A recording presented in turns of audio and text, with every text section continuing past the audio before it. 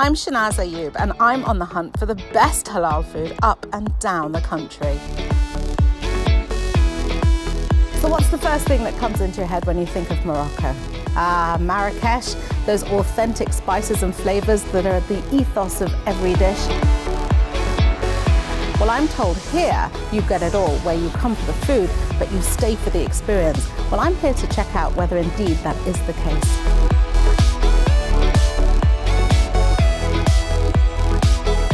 Welcome to Dar Marrakesh.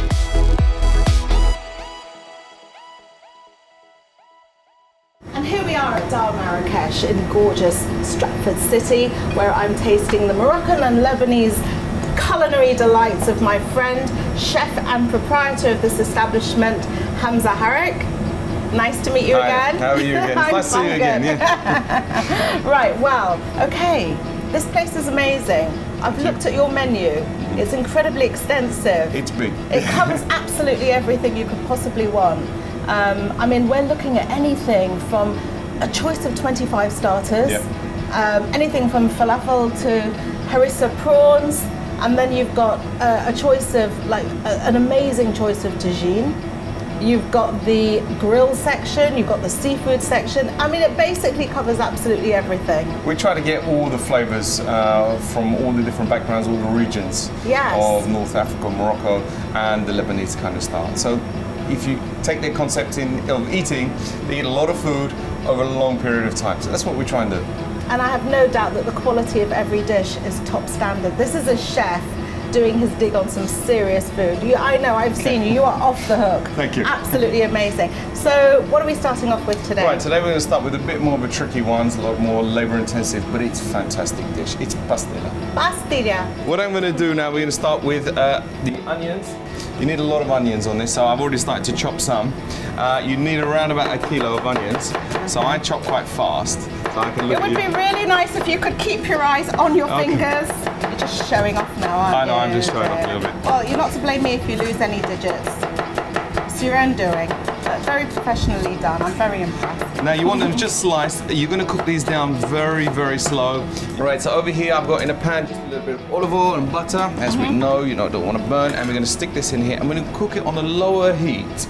I'm going to add 2-3 cloves of garlic. Let's roughly chop this. All right, they don't need to be finely diced or anything. Big size of ginger. You're using all that ginger? We love a lot of ginger in here. But this is quite unusual to have ginger in Moroccan food. No, is it? we use ginger a lot. Normally we use ginger powder. I prefer the taste of the ginger, fresh ginger. It has a bit more of a sweetness to it. And this dish is sweet. It's a sweet, savory dish. Yes. I've got 2 small chicken. You can use 1 large chicken, but 2 small chicken in there. You want it cut up so it cooks a bit quicker for us. And that's as simple as that. And that's going to go in the pot as well. Right, once you've stirred that, you've got the onions wilted down a little bit, and you've got a touch of colour on the chicken. This is the kind of level you want to be at right here. Then we can start adding the other ingredients.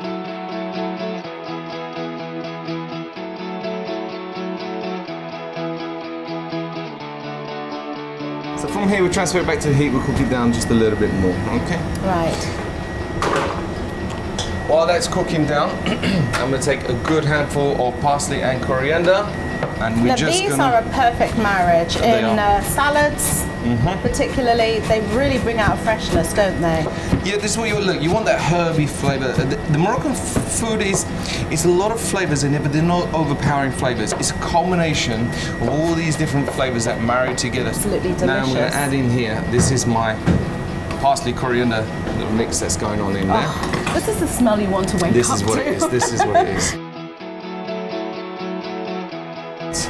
Now this is almost to the point where we have to do nothing. So I'm just, as you see here, look at that. That's in there. Oh, the smell is fantastic, fantastic, fantastic. Now I'm going to add a little bit of water in here. Okay, just a little bit, not too much. And that's going to create the stew. That's it. You want the stew. You want that stock. Really soften the onions even more. That stock is going to taste absolutely And you're going to cook delicious. it until the chicken is cooked, which is going to be around 25 to 35 minutes, depending on how it's literally going to shred off the bone. That's it. And we put that back, we cover it, put it back, and then that's it. On to the next step. Right, okay, we're gonna crack on with this. I've got some almonds, around about 200 grams. I got flaked, you can have whole. If you've got blanched ones, you're probably best to cook them and then blend them. And then you want quite a good helping of sugar. I use caster sugar. Right, then you want some cinnamon in here. Now, just in case everyone's wondering why we're adding this, it's not that we've gone on to a separate dish without you noticing. No. This is all part of the pastilla. This is it. This is because, of course, it's a sweet and savoury dish. So this is the topping on top of the pastry that you bite into first and before you get to the savoury. I'm going to blitz this up quickly. That's it. Right, that's the kind of consistency. What I am going to do though to it, I'm going to add just a little bit of butter just to bring it together. Nice. That just tastes delicious just on its own. It's lovely. Look, as you can see now, this is bound together a bit more. This is exact consistency. Yeah, of course you can. Now that it's got butter and I have a feeling it's going to be much better. I was right. Yeah. So we're going to keep this to the side. All right, we don't need that now. And then we're going to go back to our chicken. Okay. What I've done now, I've prepped some earlier. Otherwise, we're going to be here all day cooking. This is quite a difficult. I can do that. We can. But we've got so much more to get through. So I have done the difficult work. We have a few more dishes. I've done the difficult work for you. It should end up looking like this, okay? Now, this is one I did earlier for you guys before you came here. It's still warm, but you don't want it hot because now you've got to get your hands in and get stuck in. Comes up the smell. The smell is amazing. This aroma. Can I just taste a bit if that's okay? Yourself. Let me just taste it with the sauce. We don't need to finish this dish. It's we really can eat this and just get me a loaf of bread. Just wait until we get down to it, and then you're going to see how incredible it's going to be. Get me a loaf of bread. Yeah. Sit me in a corner and let me just go to town on this one. It's delicious.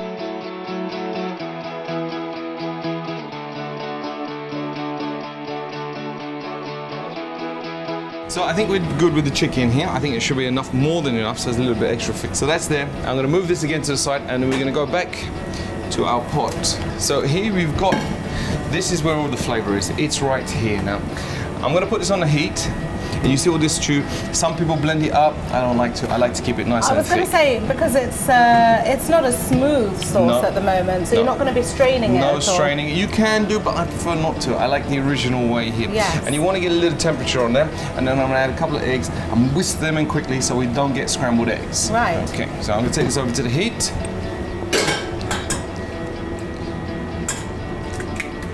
You need to start whisking that quite quickly, wouldn't you? I don't want to get any scrambled eggs. Okay, a couple of eggs in there. And that is it, as you can see there, like that. That creaminess there. And that's it. Now, I like to add the sauce to the chicken, not the chicken to the sauce, in case you end up having too much sauce and then it becomes too wet. Right. So I think I'm going to be almost on point with this.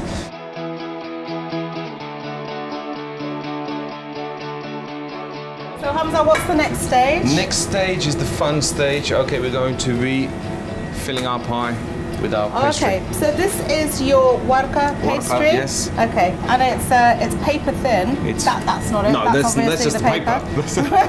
Although it's quite hard to distinguish because look how thin this really is. So this is the thinner cousin of your phyllo pastry. Yeah, that's right.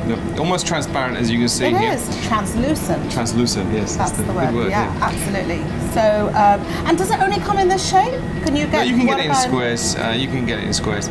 Look, you can use the phyllo pastry if you really want. If you can't get hold of this, but you can get this in most of the Arabic stores. I've seen this in most of the Arab stores. You can get this readily available. But you got to be quick when working with it. Don't leave it out. That's why I always leave it covered. Otherwise, it gets dry, and when it's dry, it's brittle, and then it doesn't shape up properly. Absolutely. I've got myself a little pie dish. You could use this. You can use whatever suits you. If you want to use, you can use little cupcake dishes and make small ones. I'm using one.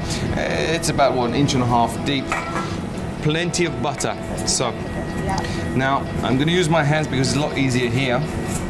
And you really want to butter up the tin. Right. There are several ways to do this. We're going to try the nice and simple way, which is this one goes down here. Now, having that butter at the bottom, number one, assists the separating process right at the end, but also adds that crispiness. That's exactly what you want to do. Your pastry. I'm going to do a couple of layers here. And in between each layer, just add a little bit of butter. Now what it does, it almost adds like a puff pastry. When you have a puff pastry, pretty much is pastry with butter, pastry, butter, pastry, butter. Gives you the layers. And then once you cook it, it puffs up. Yeah. So we want to do something similar to that. Now depending on your size of your dish, you can wrap it how you wish. You just have to make sure everything is covered. So once you've got this here, then you start to add your filling? Your filling. So you're adding all the filling now at once? Yes. Well, as much as you can. We're going to do a few layers and it ends up a lot easier that way.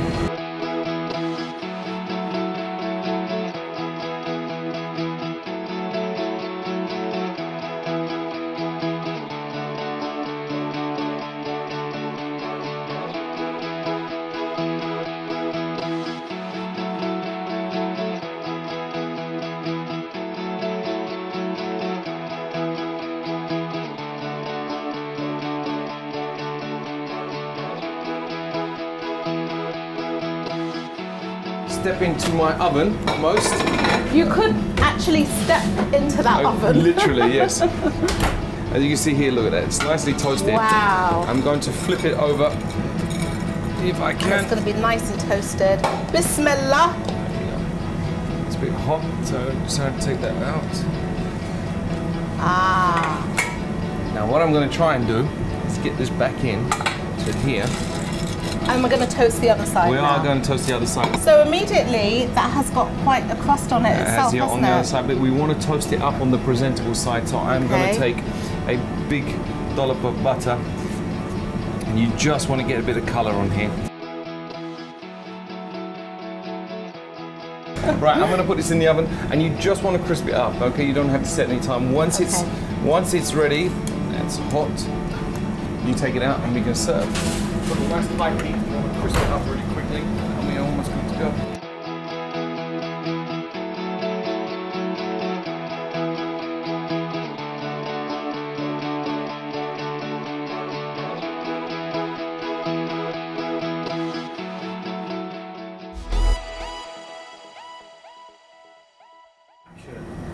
Now I'm pretty sure you all know about the Middle Eastern kefta or kofta as it's known, and you love it. Well, at least I do anyway. But trust me, until you've tried the Moroccan version of this dish, you have not tasted anything, because it is different, it is revolutionary, and it's a revelation. And here to describe and demonstrate how it's done is our chef Hamza, and proprietor of this wonderful establishment, Dar Marrakesh. I am enjoying it so much here in Stratford, I have to say. We got to love Stratford. I've gained a couple of pounds just looking at your food, leave alone tasting it. But you're going to show us your culinary secrets. Now, I'm going to use the minced lamb here. You can use, I've got a bit of a lean, quite a lean one, as you can see. I'm trying to be careful with, you know, the way we eat and the way we do things.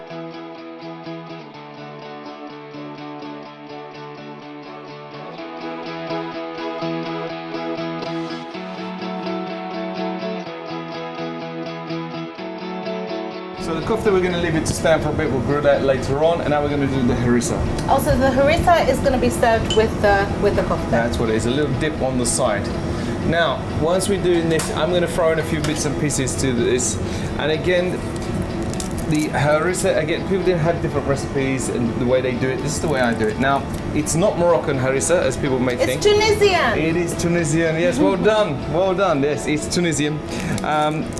We don't eat spicy food in Morocco, but it's become synonymous with Moroccan cuisine. Now, if you go to a Moroccan restaurant, you have to have harissa. But it adds a really good balance, because usually when I've had the kebab, it's been with a chickpea salad, or a zahlouk, or the carrot pickle, or couscous or tabbouleh or something like that. This is, I mean, I've had it with harissa before, and I have to say I prefer it, but it depends on how spicy this is. Well, we'll see. We'll try and keep it decent level. Now, I've got 3 garlic cloves in there, large ones. I've got about 1 onion in there. I'm just going to chuck in. I'm going to add a bit of parsley and a bit of coriander that I've got here mixed together. So you've got onion, garlic, parsley, coriander. Yeah. So I'm going to add chilies. Now you can add pretty much any chili you like. At the minute I've got the Naga chili with me. You can use bird's eye chilies.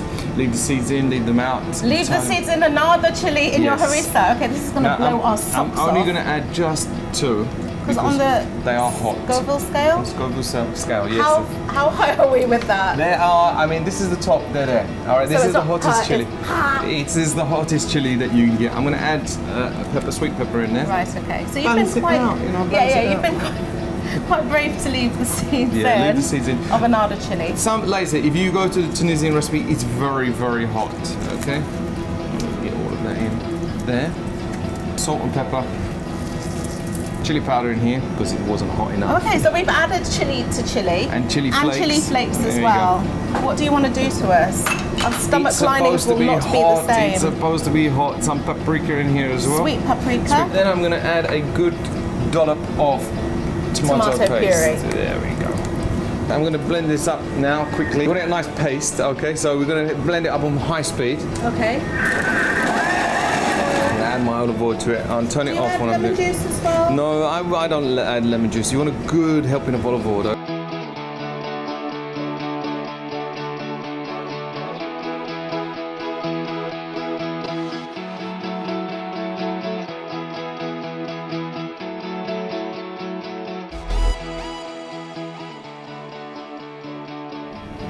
Okay, so we're here at Dar Marrakesh. I'm here with Chef Hamza, who is also the proprietor. He has cooked me a couple of mouth-watering dishes already. And to go along with that, you're going to demonstrate a salad. Is it a traditional salad? It's traditional. It's my take on the Middle Eastern area. Put it that You way. are an off-the-hook chef, I We have try to and say say. a little bit different here. Nothing you're doing is surprising me, and it's all turning out quite delicious, I have to say. So We're going to crack on.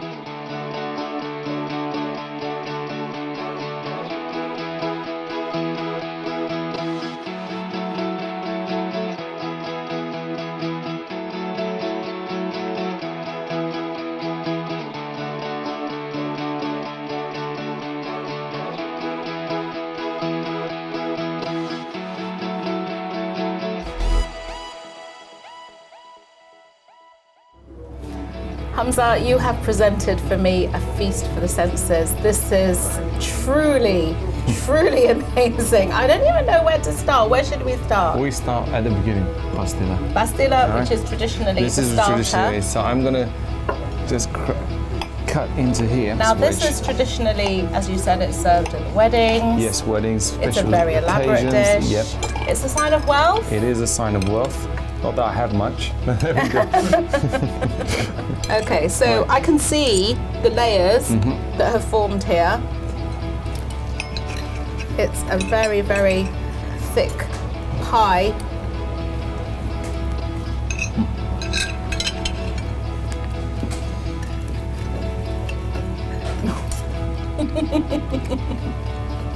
I don't even need to say anything. Silence says it all. You know what? You get the crunch. You get the crunch texture from the pastry, first of all, and it's perfect.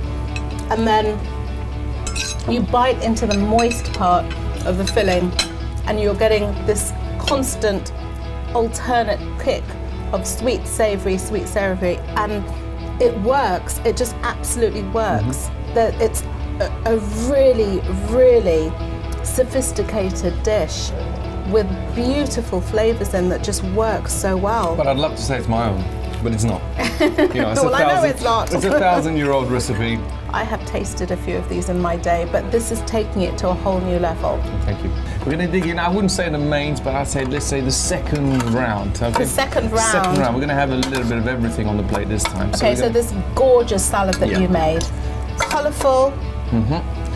bright, it's healthy, and help yourself with the meat, some bread, a little bit of that spicy sauce.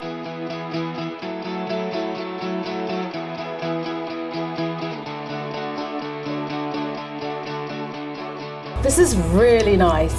Now, what's nice about it is that the meat isn't dense. It's juicy. It's maintained its juiciness. I think, you know, we had a good fat content in there as well. You can taste the herbs, they've come through. It's very, very fresh tasting kebab. And I haven't even tried it with the harissa yet. I'm enjoying it so much. It's very simple kebab. You know, you can do this in 5 minutes to make it up. And to cook it takes 7 to 8 minutes. It's one of those quick things you can do. Fantastic. You know, when it's sunny and it's hot, this is exactly what you want. You throw it on a barbecue with the salad and this and some bread. You've got yourself there a meal. This is like eating pieces of Mediterranean magic that you've created. Right, I'm going to taste it with the harissa now.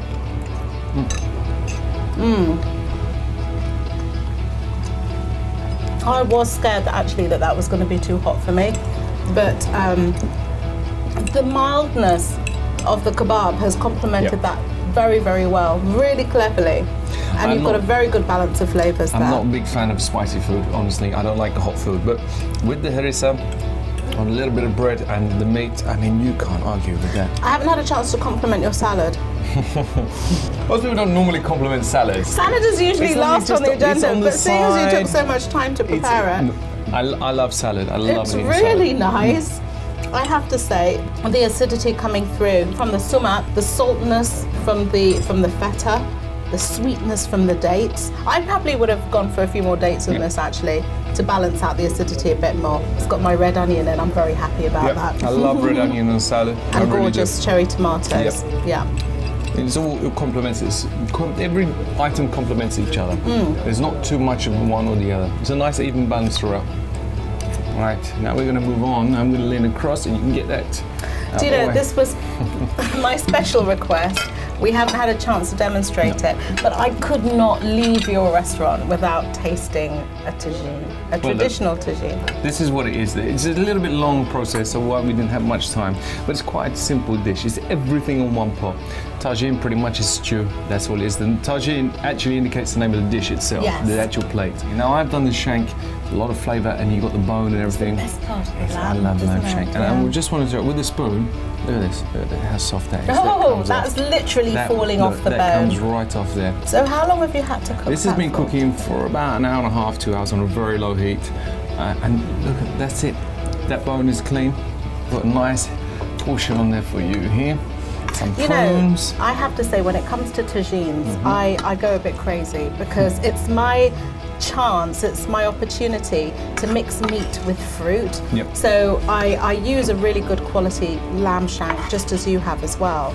Then I put in my 7 go-to spices that we have in our Moroccan cuisine. And then I go a bit crazy when it comes to the fruits. I'm throwing in dates and apricots and prunes and all kinds of things. But traditionally, for me, I would keep the fruit on the side. I'd cook it on its own. I normally cook the fruit that we do here. We cook it with just a little simple syrup with some couple of drops of rose water, or which I prefer, orange blossom. Cinnamon and sugar, and that's it. And you just cook it down. You can create this thick syrup, and then just before you serve, you throw it on top, or you throw it in the pot without the sauce. Don't add too much, otherwise too sweet. And you just serve it like that there. I mean, it's just got all the flavours of Morocco right here. This is a very classic dish. It is classic, and it has to be eaten in a place like this. I really am enjoying this food today. I don't want to leave. You're more than welcome back anytime.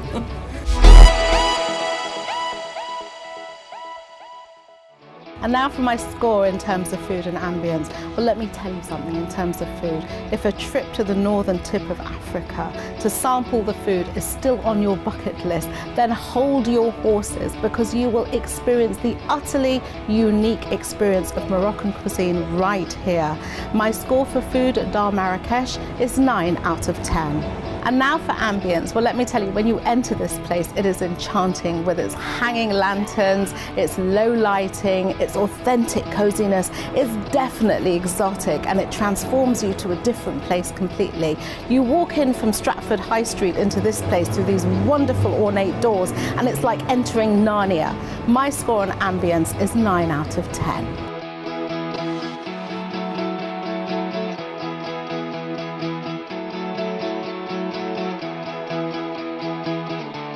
So that's it until next time on IC, where we're looking for the best places to eat in the UK, only on For the Love of Food 2.